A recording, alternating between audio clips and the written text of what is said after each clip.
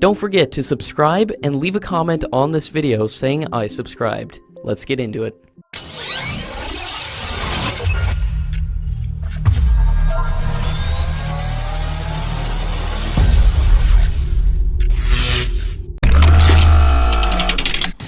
Before the signing of the S-400 deal between India and Russia, the US had insisted India to not buy the S-400 systems from Russia if it wants the sanctions to be warded off, as the US failed to appreciate the fact that India needs the systems for its national security interests.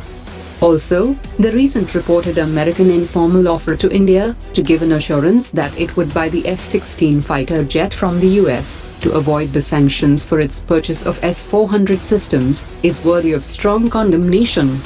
The Indian Defence Minister is also scheduled to make her first bilateral visit to the US as Defence Minister in December, and there is every possibility that the US would seek to discuss the purchase of F-16 or F-18 in the course of discussions.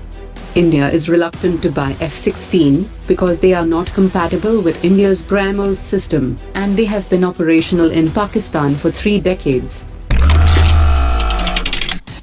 The Indian Air Force has told the Ministry of Defence that buying additional Su-30 fighter jets is not an option to bolster the squadron strength, as the Su-30 in its present version is not an option for the future.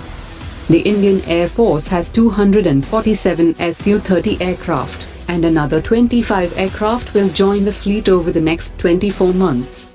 The upgrade of the existing fleet would be expensive at $10 billion, which is around 75,000 crore rupees, and the upgrade work could take almost a decade.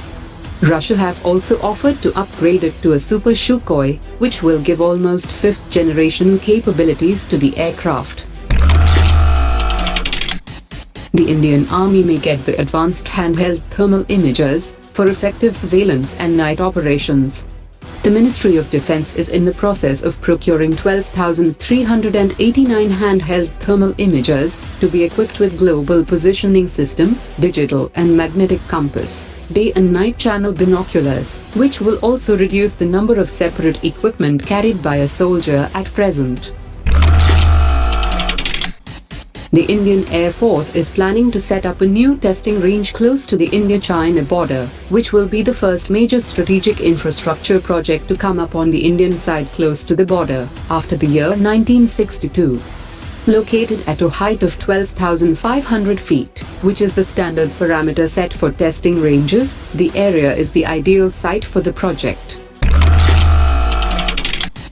The Indian government had finalized the acquisition of the Russian S-400 system earlier this month, and is said to be considering the purchase of the NASAMS-2 from the United States. Aside from geopolitical considerations, the inclusion of these two platforms in India's developing multi-tiered air defense network could pose problems of compatibility.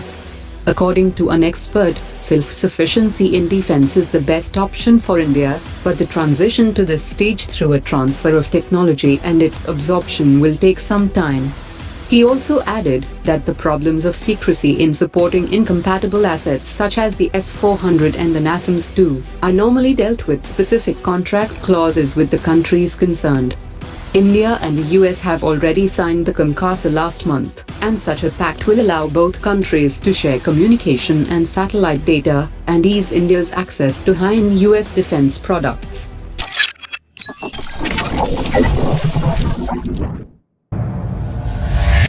Omar dropped it.